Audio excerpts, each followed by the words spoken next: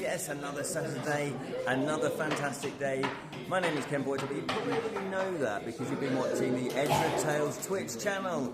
This is a very special edition today. I am at a Gamers Gaming Getaway. A bit of a tongue twister. I never get it right. GGG. Yes, this is Dave, one of the organisers. And for those of you that haven't heard about this venue, it's a fantastic venue. It is 3 days of pure... 4 days. 4 days. See, my brain's gone on it. 4 days of pure... We are on day heavy. 3. Yeah, we're on day 3. So Dave, can you tell us a little bit more about Gamers Getaway Gaming? So we're here at Blackwell Court, which is near Bromsgrove, and it's a 4-day event, a residential event, but also day tickets available. The idea is a multi-genre event with all sorts of different things going on. So primarily board games going on throughout the time, a lot of play testing, a lot of designers and independent publishers are here. But as well as the board gaming and the play testing, we also have a whole variety of things. We have game design workshops and seminars. We've got a talk about gamers art tomorrow. We have a large community of live role players here. So there's outdoor adventure LARPs in the beautiful grounds. There's 50 acres of ground, which I think you'll see on the live stream. What we're going to do is we'll go round all the little venues, the mini venues we've got here. And yeah, it's set in a stunning location. It's Blackwell Court. Blackwell Court, and it's this beautiful manor house. Owned by the Scouts. So there's accommodation on site. It's simple accommodation in dormitory style accommodation in the manor house or in luxury camping pods, which are actually really lovely. And who have we here? We've got Sally. We've got Sally and we've got Lirin. Hello, good to see you guys. Morning. So what's Lirin for? Oh, a board game tea party. Absolutely. Is the March Hare here today? Yeah. Well, you see, I'm known for my hat, so you will see me at lots of games conventions. In fact, I don't think I've ever seen you without. Yeah, well, occasionally I go into disguise and take my hat off. Where's he gone? So here we've got the Games Library, yes, we've got which is very kindly provided. Most of the Games Library is has been brought by Herefordshire Board Gamers, who are good friends of ours. They have a convention in February called Here for Games. Oh, I didn't know about that. In Hereford. Excellent. Not in February, so that's in May. 10th to 12th of May. Yeah. Here for Games Con. Here it is. Nothing like advertising. And we have other friends here from UK Games Expo. We have a lot of the UK Games Expo volunteers here. Yeah, Richard Denning is here, one of the directors of UK Games Expo. He's here in his capacity as Medusa Games. He's play testing Oranges and Lemons, which is his latest game. So, as well as the board gaming, as I mentioned, there's some LARP. We've got chamber LARPs, the outdoor adventure LARPs. There's an in-character tavern this evening. Yes, which is a gaming tavern. It's set in the LARP world of Empire, for people who've come across Empire, but it's a which is one of the bigger LARP systems in the UK. But you don't have to know about Empire to settle into it. I don't know anything about Empire. But we do have a whole load of in-character games by the Guild of Good Games. So these are games that come in these beautiful wooden boxes. Look at these. Look, with all wooden components. And look.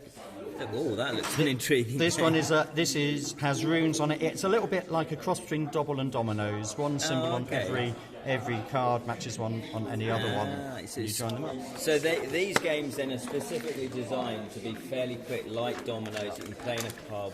Oh yeah, look at this one. Oh, fabric board. This is a variant on backgammon but somewhat different. You have extra pieces and you have to move along this track to get your side to the opposite side, and the other army is going the other way. I love the title, Butchers versus Orcs. So that's the Guild of Good Games. So are these available to buy? Yes. I only have a few stock here. I often sell them at Empire events. Oh, okay. But yes, they are here. I've done a few Kickstarters of these in the past. Oh, okay, yeah, because it's a really quite a unique concept, isn't it, putting in all these wooden boxes? The cards themselves, they have lots of illustrations. In fact, this game has a number of the different games within the game. So this is a game of unlimited bidding. You can bid any amount, which is a bit similar to QE, if people have ever played QE. Yeah. But you can bid whatever you like for these different artefacts, and the artefacts have a value on them. Some of them are portraits, some are, including of the game designer there. That's actually a really good likeness. Yes, funny that. At the end of the game, whoever's bid the most money loses, and whoever has, but then of the other players, whoever has got the most value of the points, of the influence points, the status points wins. So you can bid whatever you like, but if you overbid, then you lose. Okay, that's a nice twist. So what else have we got? We have a Starship Simulator, which is really popular and great fun. That's running throughout the event, and we have an escape room. I'm going to do that Sunday. Yep, that's good. That's good. And lots of tournaments, Shape Invaders tournaments. Oh, they're just it's a thick and dexterity game. I played that last. Right, yeah. And we had a Crocodile tournament earlier. And we have lots of we've got abstract games. Lots of abstract games going on. So it really is, what I like about the whole concept of this is I love the fact there's a big emphasis on the open game. Yes. Because a lot of people sometimes don't have time to just spend hours and hours and hours gaming. When really all you want to do is spend 3 days gaming. Absolutely. So if you just want to come and play board games, card games, you can. There's no pressure to sign up for anything else. Yep. But if you want to mix it up, there's probably going to be something for everybody, isn't there? That's the intention. And what we try and schedule things so that people have a chance to have a play some board games, then go off and do an activity or an event. And then there are some big scheduled events. So we start the event with a massive giant dice fight. You missed it. No, I missed it. was hilarious. So we turned the whole of the exhibitors hall into a dice fight. So we had squishy dice, hundreds of dice. Which a couple of dozen people were running around throwing at each other. If you get hit by a dice, you get killed and you turn into a zombie. But zombies can reincarnate by rolling one of the dice they find on the floor, and they have to roll more than the number of times they've been killed. So the first time you get hit, you just have to roll a 2. If you've been hit 13 times, you have to roll a 14, so you have to find a 20-sided dice to roll. And everyone who gets hit as a zombie is crawling around, moaning, groaning. And this game, that particular one, it was the last player standing. Of course, was the winner. It was Conan, who's the guy who's running the. Was it Conan? I can't remember. And then tomorrow at the closing ceremony we have team versus team. So by then all the exhibitors have gone, so we'll turn the tables will be used as barricades, and it will be called Dice or Die, a battle for grammar. So you will one team will passionately believe that the singular term is dice, and the other will believe it's die. And they'll be so desperate about this that they will be willing to die for it. Yeah, I think that's actually parodying real life. Yes, it is very I'm sure silly. there's been some interviews over that argument, hasn't there? Brilliant, well thank you so Shall much. we go and let's have a look. Oh, the bar and cafe. Oh, we've got the bar and cafe. Oh, there we go. Delightful Chris. Hello, One of our volunteers. Good morning. Who you may recognise from UK Gamers Extras, one of the volunteers there. Actually, I'm sure there you go. It's a small world. Small world, that's good. Thank you very much, Chris. Right, let's go. We're on the move. We're on the move. So, what have people been writing? It's what? It's Ken at 10. Okay, thank you, Jonathan. How are you, sir? Then we've got a roving reporter. Yeah. Lee Ren's also put handcrafting gaming treasure chests.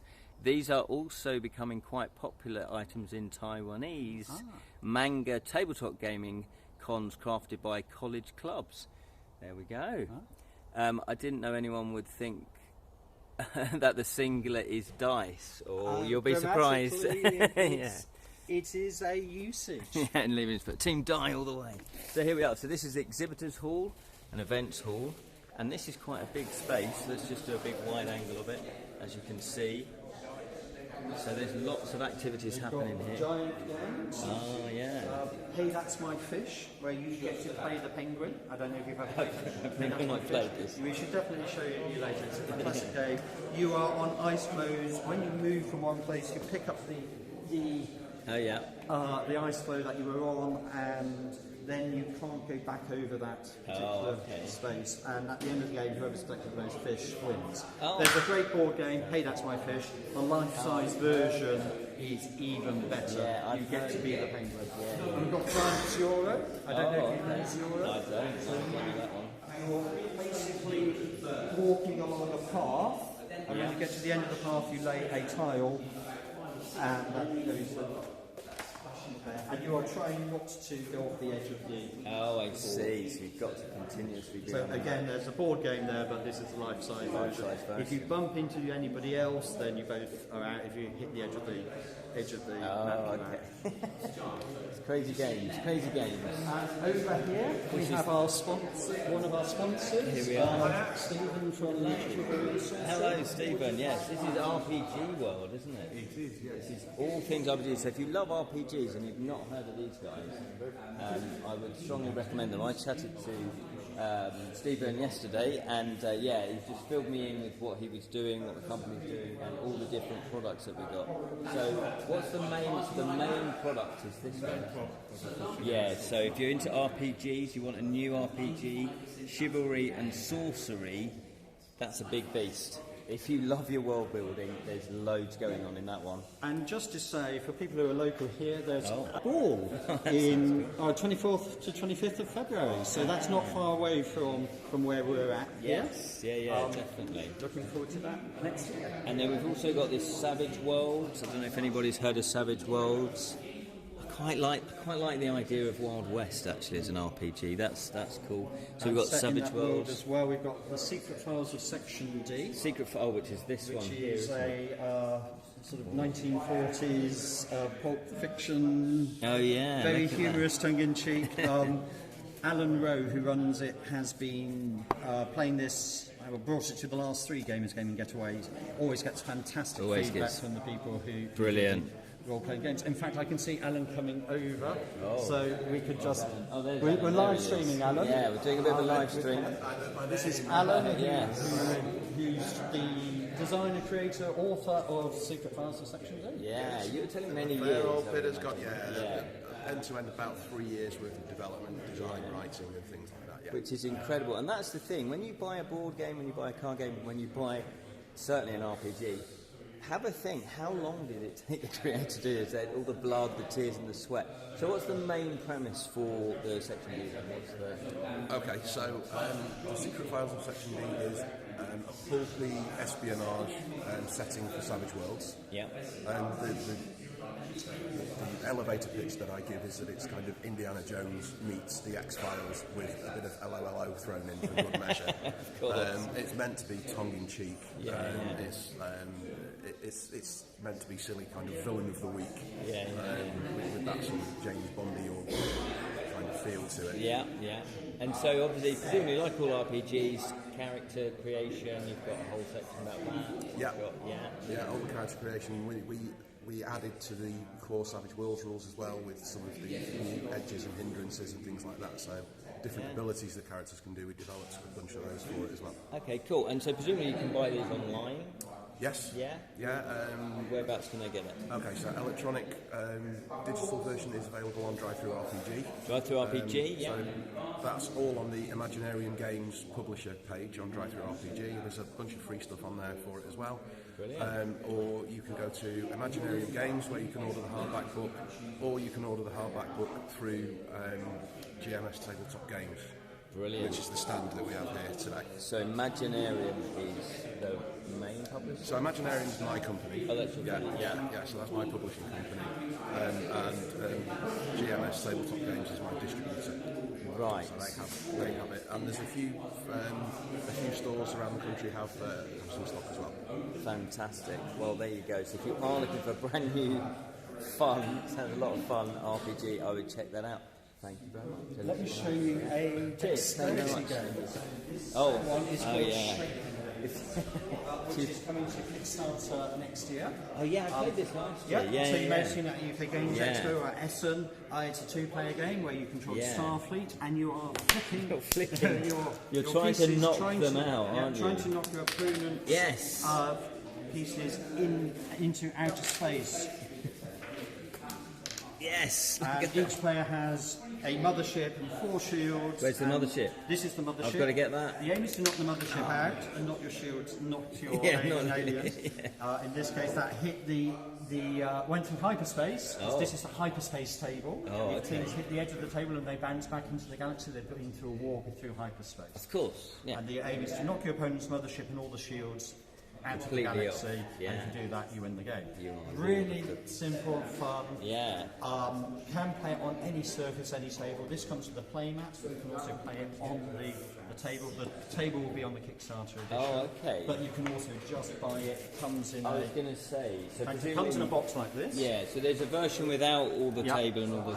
Yeah. There'll be a version with a net which will go around any table at home. You don't need a table, a net, but obviously... Yeah. Without the net, the floor is out of space, and when the pieces go, you can then spend a bit of time. And if you've got a bad back, you're picking up the pieces at the end. The pieces come in a little pouch, so you can stick it in your pocket though, and take it with you, play it anywhere. In a cafe. Yeah. I've played it on picnic tables, which adds to the interest because the galaxy you've got holes in the galaxy. Really engaging game, different whatever surface you play it on, because of the change in friction and the change in size. Cool. But the lovely thing about these tables is the UV lighting. So we've held Shape Invaders tournaments last 2 evenings, and turn off all the lights, so you're just playing in the dark, only lit by the because these are fluorescent. Yes, these glow in the dark. So they glow in normal light as well, but under UV light in particular, they are. And that is called Shape Invaders. Yep. There you go. Look, there's There's a QR. a QR code If you want to sign up for the mailing list. It'll be published by Camden Games, Brilliant. who are one of our great supporters. They also designed Asteroid Dice. Oh, Asteroid. And I was telling you about the squishy dice. That's what they are. These are just 6-sided dice, Oh, and they you can feel throw good. them at each other. There you go. But Asteroid Dice came with 4, 6, 8, 10, 12 and 20-sided dice, and so as I said earlier, we have a whole load of those. If you've got kids and you want to wear them out before bedtime, Asteroid Dice sounds like the game for you. What have we got here then? Here we have Matt. Can I just very quickly interrupt? Matt, we're live streaming at the moment. Yes. Matt runs Hello. Shirts and merch. Shirts and merch. Supporters. There we go. Selling a fantastic range of board game related Oh, I've just played that one. I've forgotten what it is already. Everdale, yeah. That's Everdale. Look at these. So if you're into your board games, you'll probably recognise a lot of these. That's a brilliant idea. That's Werewolf, isn't it? Yeah, splendid. Oh, It's not werewolf. but it's not Our werewolf. trees, our werewolf. Oh, yeah. Those They're ones. 100% organic cotton. Oh, yes, they're not. Yeah. So for copyright reasons. Parody. Yeah, exactly. Yeah. 100% organic cotton. It's better for the environment. The soil health is better. nice. They use less water, and they're super soft. They are super soft. I was just feeling that. That's really. They're splendid as well. See what I did there? There we go. Let's have a look at that. Here we go. So that's the name. QR code in. Yeah, got a QR code. That takes them directly to your website. It does, yeah. So you can order online. That's it. Available today. 175 designs at the moment. Wow. Different colours. Weirdly enough, I was thinking, because I've got quite a few other gaming, and I thought, I haven't bought a t-shirt for years. Yeah, and you see, this is a problem when you come to these things. You end up spending money. That's a good thing, though. Right, sorry for interrupting your Yes, game. thank you. Thank you very much. Over here we've got Dan, who is... There we go. I think we are a role-play game. Hello, everybody. As you get in, you can see Yeah, this is a role-playing game. So, hello, Martha. Hello, Martha. How are you? Who are the t-shirt guys? Who are the t-shirt guys? What were the t-shirt guys called again? Merch and shirts, or shirts and merch. Shirts and merch. Shirts and merch. Yeah, that was what they were called. Here we go, we'll hold it up again. There you go, Jonathan. Shirts, has that got the name on it? Yeah, search and merch. Oh yeah, there it is, yeah. There you go. So yeah. There's the QR code There's as well. a QR code if you want to screen grab that. Or you can read, or your eyes can read a QR code. There you So go. in terms of the role-play games, you've got Pathfinder. Oh yeah, 5e. Pathfinder. We've got some Warhammer 40k, a whole range of different ones going on. You see what I've just explained? So yeah, so people can sign up to run RPGs. So you can sign up if you've got an event as well and you want to run that. People can Absolutely. Yeah. So the organisers here, we are gamers ourselves. We like supporting people who want to show off their games, including here we've got Richard and Jenny of Reducer Games. Yes. Who are playtesting Oranges and Lemons. Orange is Lemon. So this is a prototype. It's a prototype of the game, and hopefully it'll be released next October. Next October, hopefully it'll be released. So in Switzerland we'll be taking pre-orders, maybe by Aircon, certainly by Expert. And I've just realised why it's called Oranges and Lemons. Am I correct in this? Is to do with the nursery rhyme, It is indeed. the Bells of St Clements. So what's the premise then? What do you have to do? Well, that is the premise. So Oh, that right. nursery rhyme is actually about the medieval London and what happened in the various bits of London. So Right. there were two possible churches for St Clements. There were two St Clements churches. One was by Covent Garden where the fruit markets were, and one was by the dock where all the fruit came in. So either way, that's oranges and lemons. So that's where you buy your lemons. Brilliant. The bullseye targets in Bells of St Margaret's, but the bullseyes are the archery books where they practice archery. So you go there to win first prize at an archery competition. So so it's a worker placement game, but it's themed by It's the themed. That's fantastic.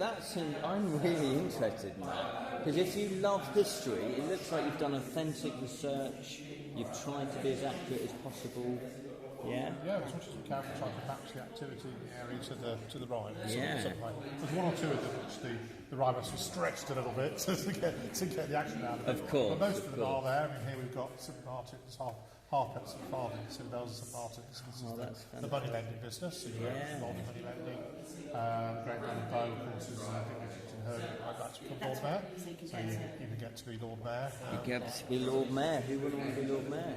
And where did the idea come from then? Because it's quite unique, isn't it? I was just thinking about I heard the nursery rhyme. I thought it could, Yeah. should be something. Because it's a children's game. Yeah. It's a children's play game.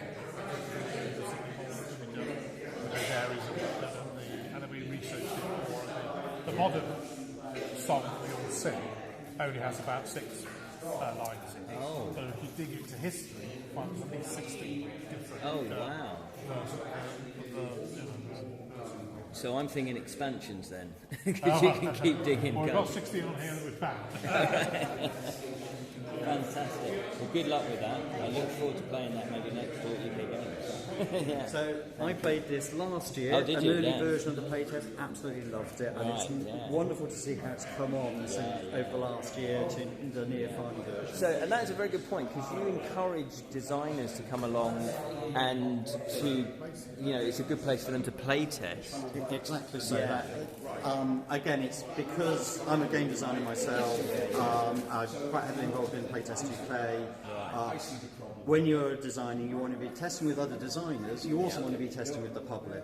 Here, you get the opportunity to do both. And get that feedback from other designers who can, you can sort of intend. It doesn't matter at what stage your development game's at, but if you've got one which is close to finished production, then people can actually play it through. And you have as much time as you like over the course of the weekend. We give people the option of having a slots they can book, or you can just See do it if as people well. want it, which is fantastic because I've streamed only for games, and what I found is you get a different set of feedback to friends and family you get a different set of feedback for people that are sort of into gaming, you know, haven't played a lot and new to the hobby, and you get a massive different feedback if they're hardcore gamers, they've been doing it for years because they know all the other games. And that's really valuable data, because you want all different sets of data. So if you are thinking of designing a board game and you're not quite sure, come along, because there are plenty of designers here that will help you. And I will say, actually, everybody, and I mean everybody I've talked to and met has been lovely. It's such a lovely, chilled vibe. It's a beautiful place to be. Talking of lovely people, let me introduce you to Stacey and Darren. Hello. I've been admiring these. Is this your hand? Yeah, this is all every single ounce of this is all hand carved, and this is amazing. So I'm going to quickly show you what we've got on display here. This is just bonkers. Look at all these swords. Lirin, you're going to love these. Look at this. this is kind of a sample of our goods. We didn't have enough room to stick it. Oh, wow. Look at these. Look at page rods. Yeah, look at those. Contact magic system. So in order to do a spell, you physically got someone. So we've got 3 ranges. We've got the hand weapons. We've got the wands for the small stuff. We've also got full length staffs down here. And full length stuff. Oh my god, this is amazing. Hopefully I won't destroy the stand. Look at this. This is clearly obviously going to be bigger than me. Wow, look at those. Let's just zoom out a bit. Look at that. And we make these for combat as well. So these are thrust-safe heads. Okay. Very much like we do with our spears. But these are for the mages, they're for the warriors. Right, of course. And what is it all made out of then? There's a variety of different foams and materials. The base is like high density foam, so you're talking like an LD45, plastizote. Okay. We use a high variety of different materials because we've got access, because we've been doing this for 25 years. So you know we've how developed, to do it. well, we've developed a lot and you've of developed over it. time. Oh, okay. So some of this is quite unique to you then. Oh yes, a lot of these build techniques. So this is my style. I'm quite. Yeah. There's a few different makers in the market, and we've all got very individual styles. That's fantastic. This is mine. And I noticed that they've all got a sheen on. Is that waterproof? Oh no, it's got a. They are waterproof. They are waterproof. Yeah, Yeah. good point. They've got a variety of varnishes that go over our latex base to make them waterproof, durable. While latex is a good stretchable material, on its own, it's not durable enough to survive combat and weather and all that. This is what we used to do back in the 90s with latex, and they lasted about a year. I used to make my own latex weapons back in the 90s. Did you? I remember doing when I was 15. So I said, Johnny, what's this LARPing? What's all this? We basically went into like a van. I didn't know where the hell we were going. And we got out and we were just in front of this lovely, gorgeous cave. And they went, right. Labyrinth. Was it that? I don't know. Yeah. And someone just went, here, have a sword. And I went, all right then. Off we went in. I had no idea what was going on, but it was a lot of fun. When I first started, it was pipe lagging over broom handles. I think Gaffer tape. I think it was one up from that. I do remember it being sort of like this, but not as good quality. You know, they sort of bend. Quality has come on amazing. Yeah, which is fantastic to see. So if you love your LARPing, or even because I do a lot of murder mysteries, and sometimes I need fancy dress costumes. So these would be perfect for that sort of thing. Well, this way you can stab your friends without actually stabbing your friends. Yeah. So if you hate your friends, these are the ones because obviously, you know, as we all know, there's different classes, there's different. Well, we do quite a wide variety. I mean, I like my historical weapons. I like the functionality, the reasons why they did this, that, and the other for getting through armor and all that. But I also have a very big soft spot for high fantasy. So I love my Warhammer, World of Warcraft, and get inspiration from all across the world. And it's why we love coming to the board game shows. Yeah. Because then we get to say, oh, that's an interesting one. That could be used for that. That could be used for that system. Yeah. So you can obviously use it for whatever system you've got. Yeah. There's a lot of inspiration in Gleam. Yeah. The other thing is here, that it's the opportunity for people to try out LARP, different types of LARP that they've never done before.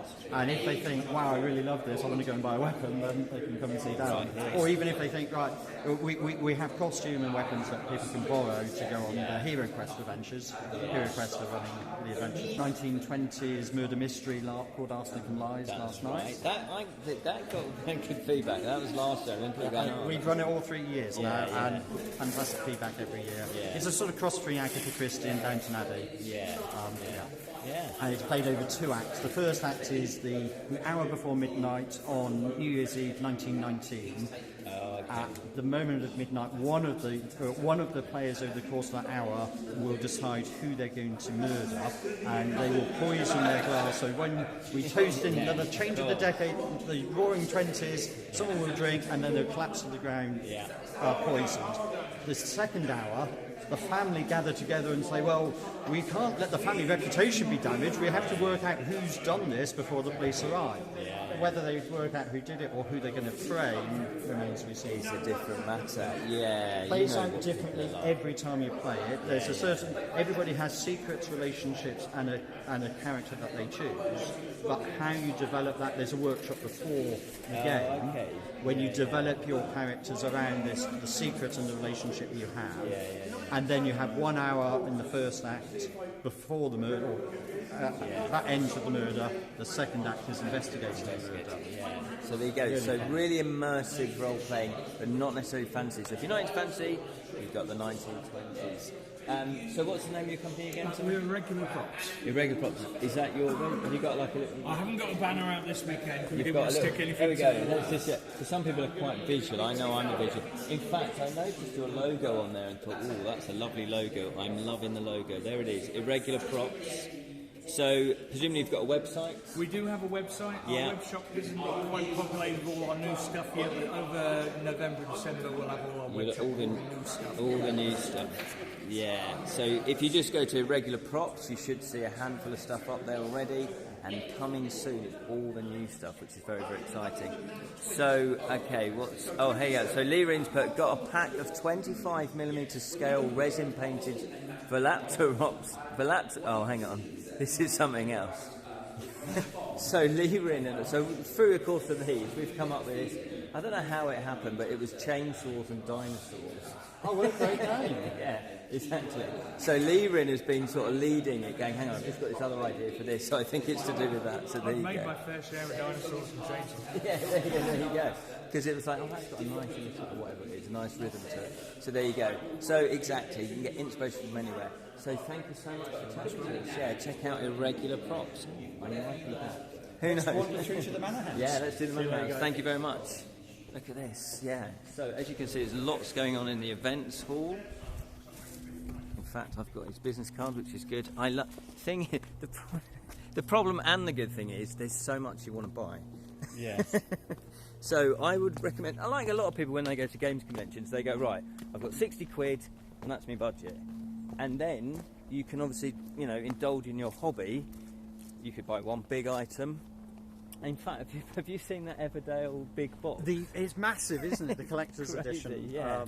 Yes, it's huge. So last night we had the sort of normal standard Everdale on one table. I was playing that The adjacent table had everything out. And all the expansions. Massive. And apparently, the person that owns it, because I said, you don't mind me asking how much you paid for it, she said, well, I saw it on eBay for 250 quid, which was second hand, but she managed to get a deal for 160 quid. Wow. So if you are serious about board gaming, there's board games for all budgets. And this is let's show people the Manor House. This is the lovely Manor House. Look at this. And the grounds. Yeah. Gorgeous. We lay on sun especially for the event. Exactly. That's not a real sun. Dave has organised that. You're obviously going to get blinded now, so if you are a vampire, look away. But yeah, so look at the grounds. So what you can do is you can stay on site, or if you're like me and you prefer to have a nice bed on your own, because I'm not a big fan of sharing with other people, there are hotels. There's lots of cheap hotels. There's a Travelodge, there's a Premier Inn, there's two more ones, I can't remember what their names are. So again, they're all 10 to 15 minutes. Yeah.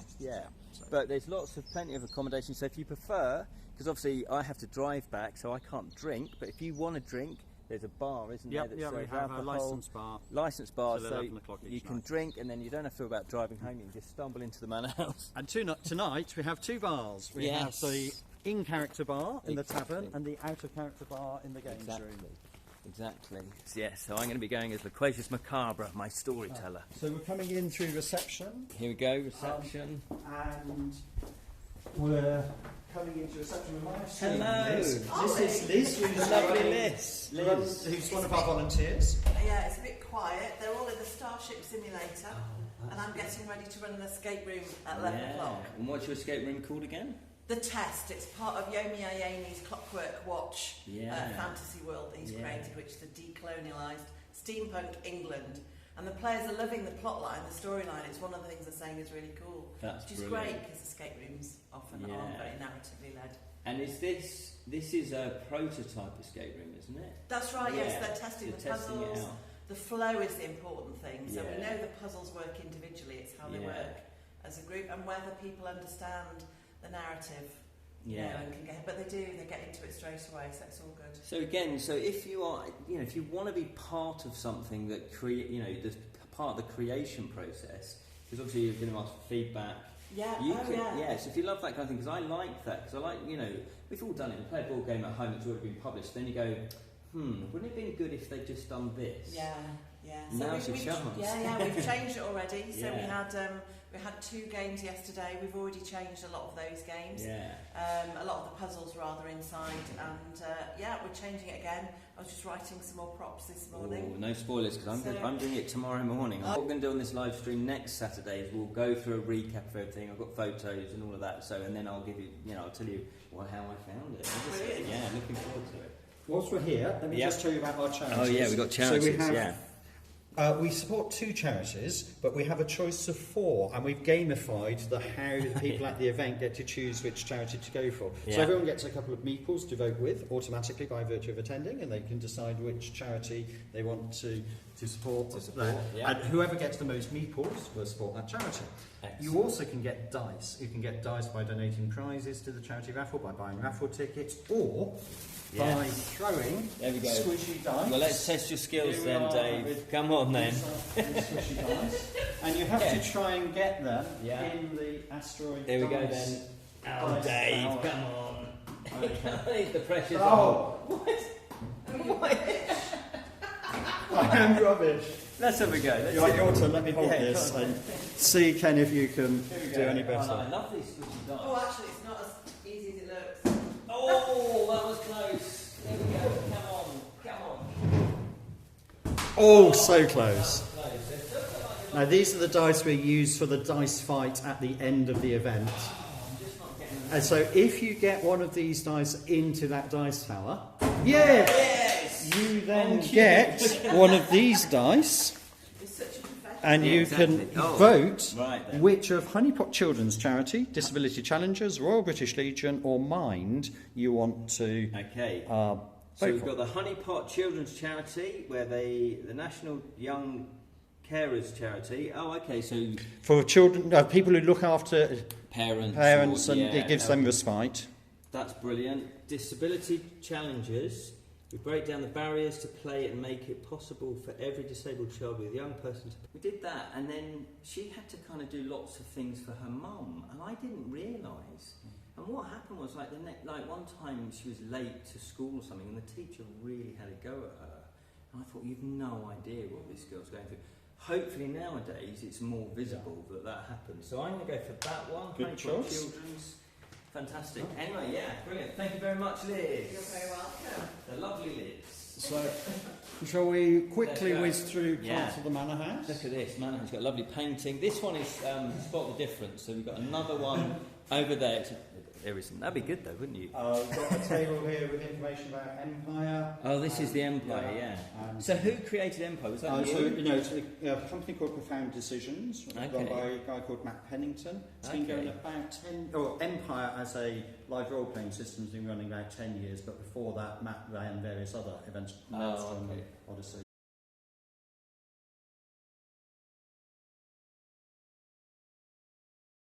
I think we're taking back. We're live again. We're live again. We just lost contact because we went round to the manor house, and as Liz points out, thick walls doesn't equal good signal. So lots of other nations. The character I now plays in a nation called Verushka, which has a sort of Slavic feel. So there are real-world influences, but they're not real-world nations, if you see what I mean. Of course. And the character I play there is actually now the distributor of the Guild of Good Games. So I can't help sort of by live role-playing and... just advertise. No, that's clever. He's got a good business mind there. Let's see if we keep connection, and I'll show you the dining room. Let's try it again then. We've got the dining room. So you can do various things, price points. So you can buy a day ticket for £20, I think it was, where you just come for the day. You can buy the full package where you get accommodation and food. You can buy just the entrance fee and food, which is what I've done, because I'm obviously sleeping off site. So you've done it at various price points. It's a sort of modular approach. Yeah. What works for people. Yeah, which is a really good idea. And everybody sort of sits together communally whilst we're eating. And again, it's an opportunity to meet people from different backgrounds. Yeah. Back online. We're back online. Here we are. Wonderful caterers called Conspiracy Catering. Conspiracy Catering. Are you sure that's what they're called? That is what we're called. Oh yeah, it's not a conspiracy. Whether you believe it or not, there we go. That's up to you. They're LARP caterers, and they've done a fantastic job. So they have, conspiracy. Oh, are they LARP caterers? They are LARP caterers. Oh, I see. So what? Wherever there's an event, they do catering at LARP events. And, that's professional really caterers, but they understand live role players and board gamers. They're board gamers themselves. Okay. So they're here. Obviously, they're catering, but they can take part in the tournaments. Yeah. Play Shave Invaders or whatever when they're not. Fantastic. When they're not catering. So the other good thing about this is because you can just pick and choose what you do. There's no set structure to things. If you just need time to chill out, because sometimes events can be overwhelming, look at these grounds. You can just go, you know what, I'm going for an hour walk, off I go, on my own. And if we look around here, there you go. We now have the in-character tavern. This is the in-character tavern, yeah. Which I'm not sure if the door is open. Let's have a look. It is, here we go. I remember. I can never remember how to get here though. But once you're here, you never forget it. So it's not yet fully set up, but you can get the sense of what it's going to be like this evening. It'll be all candlelit. Oh, there you go. I was just about to say, look at this lovely candlestick holder. That is gorgeous. So so you're going to turn it into a medieval type fantasy tavern. Yeah, fantastic. And that's where we'll be playing some of your games, won't we? Yes, So the idea is to play some of those, and not just my games, anything which sort of fits into that fantasy world. Okay. So I could bring Kingsburg. No, you're not saying commercial stuff. The idea is wooden games, or like Mancala, or backgammon and things like that. More sort of. What type of games they call it? Classic. Classic traditional ones. Yeah. Obviously, the Guild of Good games were designed to fit in the world of Empire. Yeah. So we're just here. These the pods. Village. Yes. A whole range of different. Look at the pods. And a campfire in the middle, which we'll be using tonight for the live roleplay event. For the sacrificial. No, not. Sacrificing dragons, why not? Look at these. So you've got regular pods? Yep, 4-person pods and 2-person pods. And next year there's going to be a new pod village. Right. With bigger pods as well and bigger beds. Because these ones were originally designed for the scouts. The beds... Smaller people. Little children. You'd be all right, Ken. Yeah, I'd be fine. Hobbit size. They were designed for hobbits and halflings. Yeah, so the site are upgrading all the time, and we'll have another separate cabin as well. For perhaps more events. Yeah. So plans for the future then? Presumably you've got plans for the future? So plan for next year, provisionally coming back to the same site, 31st of October till the 3rd of November. So that means the Thursday night will be Halloween night. Yay! And so we'll have Halloween themed events. Oh, fantastic. So dunking for apples. Yeah. Probably play various spooky games in the evening. Yeah, hell yeah. So presumably, there must be Halloween RPGs out there. There's got to be. All sorts. Yeah. So yes, we haven't quite worked. Well, too soon to know for certain, but that's the plan. Yeah. The website will have all the information on in due course. We've also got a Facebook group. Fantastic. So Gamers Gaming Getaway. Yeah, look up the Facebook group because that's very handy because obviously you can then see the latest news of what's happening. At the moment, it's a private Facebook group, which we are going to change after this event to make it a public one. So we'll actually be changing the Facebook group just because when we started, it was set up as a private group, Yep. which doesn't actually make it as easy to share information on the group pages. No. So we'll be changing all that. That's soon. true. Fantastic. Yeah. Well, honestly, I really enjoy it myself. Oh, glad to hear. Yeah, it's brilliant. And again, I'm not just saying this because you're standing right next to me, but everyone I speak to, when I say, "Isn't it good?" they're loving it. I was speaking to someone that was first time they've been. She loved it. She really appreciated all aspects of it. She came on her own, and she said, "Yeah, I've already met some people, made some friends." Well, we've had one person come from New Zealand on her own. Wow. She runs New Zealand's largest games convention. But yeah, she Fantastic. happened to be in the UK, and Hopped along. obviously way better to come than the Gamers Gaming Getaway. Exactly. Yeah. Yeah, so it has got a totally different vibe. I mean, UK Games is fantastic, obviously. Dragon Meat, all of those, they're brilliant. But this just has a more homely feel to it. It has a more welcoming feel. It's not as massive. You won't feel as overwhelmed. Yeah, so it's fantastic. What So else? it's 2 minutes till 11 o'clock, and we we're better going to be wrap up having a then. quick 2-minute silence for remembrance. Oh yeah, So we better wrap up. Okay, So so thanks very much. yeah, thank you, Dave. We really appreciate that. What we'll do is we'll just go in here. I'll just quickly go and say hello to Kedrick, and then we'll wrap it up.